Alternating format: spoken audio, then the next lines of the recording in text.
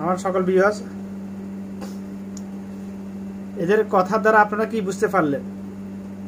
অর্থাৎ এদের কথার দ্বারা এটা স্পষ্ট, এখানে আওয়ামী লীগের লোক বিএনপিতে কনভার্ট করা আছে। তো গত 16 বছর ধরে যে স্লোগানগুলো দিয়েছে, এগুলো তো হুট করে মেমোরি থেকে ইরেজ হবে না।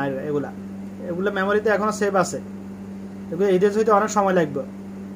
তো এগুলাকে একটা দলের কি আসলে এটা এই ধরনের কাজগুলো করা উচিত, যেটা টাকার লোভে আওয়ামী লীগের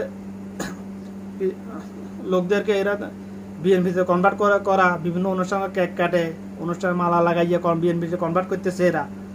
এগুলো এটা তো এদের কথার দ্বারা, মুখের কথার দ্বারা এটা প্রকাশ্য প্রমাণ হয়ে যাইতেছে, এটা হয়ে গেছে। এটা এই ভিডিও করা বেশি বেশি করে শেয়ার করবেন দেশের সাথে, জনগণের সাথে, ইনশাল্লাহ।